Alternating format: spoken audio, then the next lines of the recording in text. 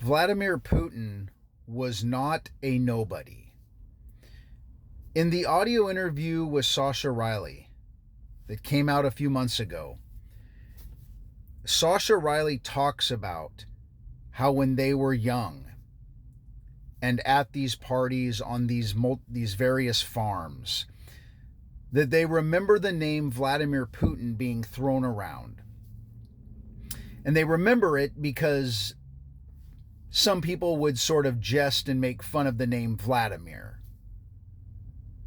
And that Sasha Riley doesn't recall ever seeing Vladimir Putin or anything like that, but just remembers that name being spoken. That it was some kind of a important name, and that some people thought, that he was in the upper echelons or something like that.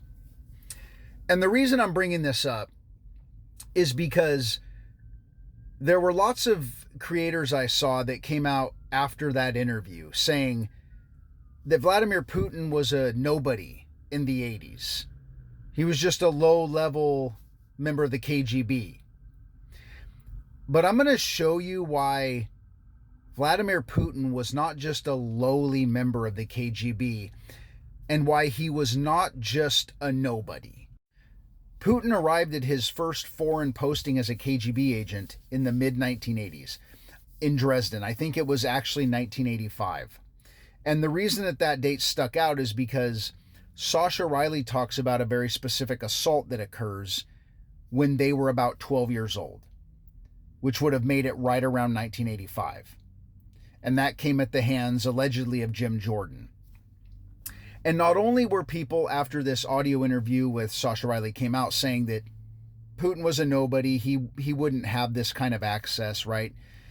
But they were also saying that Jim Jordan was in high school, that Andy Biggs was on a mission in Japan, I believe.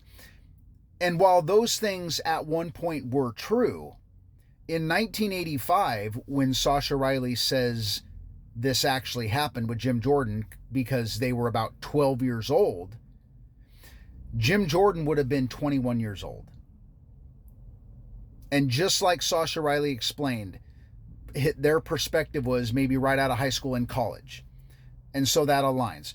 Andy Biggs was back in, I believe, 1982 to 1983 from that mission, and later got his degree from, I think, Brigham Young.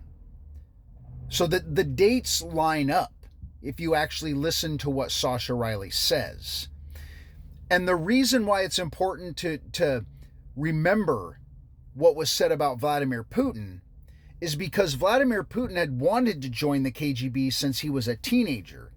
He was inspired by popular Soviet stories of Secret Service bravado. He recalled one man's effort could achieve what whole armies could not. One spy could decide the fate of thousands of people. I guess it's the job of a lowly KGB agent to ask for help from a Stasi boss with the installation of an informer's phone. And that someone who is a nobody would be attending endless Soviet East German social gatherings to celebrate ties between the two countries. His wife then, Ludmila, later recalled that life in the GDR was very different from life in the USSR. The streets were clean. They would wash their windows once a week. She said this in an interview published in 2000 as part of First Person, a book of interviews with Russia's new and then little known acting president. The Putins lived in a special block of flats with KGB and Stasi families for neighbors.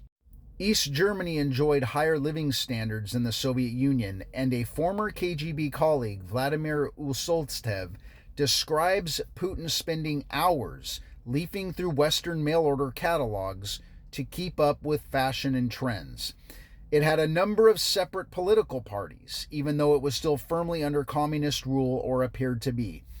He enjoyed very much this little paradise for him, says Boris Reitschuster. East Germany, he says, is his model of politics especially. He rebuilt some kind of East Germany in Russia now.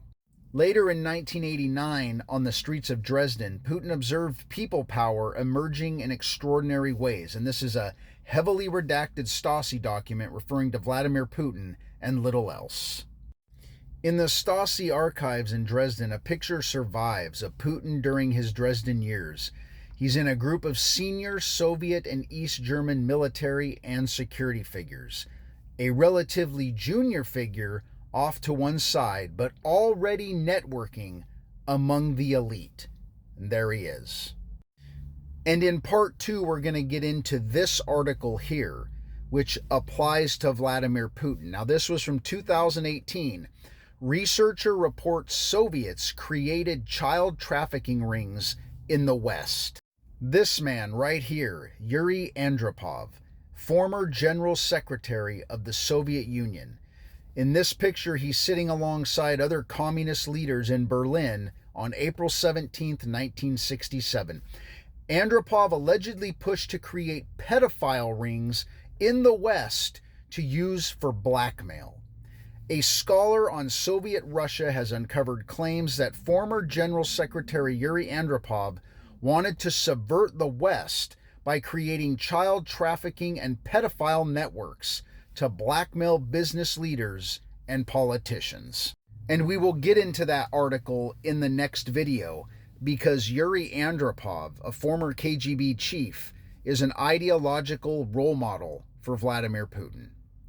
Putin, also a former KGB officer, admired Andropov's strong-hand approach to governance, crackdown on dissent, and use of security services to manage the state.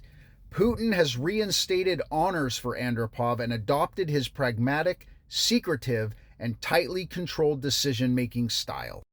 Putin has openly praised Andropov as an eminent political figure and reinstated a memorial plaque for him on the FSB building in 1999. Again, both of these men are deeply rooted in the Soviet secretary apparatus. Andropov led the KGB for 15 years, and Putin served in the KGB training under the system that Andropov built. Like Andropov, Putin has focused on bringing order to the country by strengthening the vertical of power, controlling strategic industries, and suppressing dissent. Andropov was known for a cool, targeted crackdown on dissidents rather than mass purges, a method Putin has adopted in his crackdown on Russian media and opposition figures. Both have managed a system where, despite normal market elements, the state retains absolute control over commanding heights of the economy. Why is it so inconceivable that Vladimir Putin in the early to mid-80s, his name would have been thrown around at these parties on these farms in the United States of America? Because when this interview came out with Sasha Riley, that they remember the name Vladimir Putin specifically because of those sometimes joking about his name.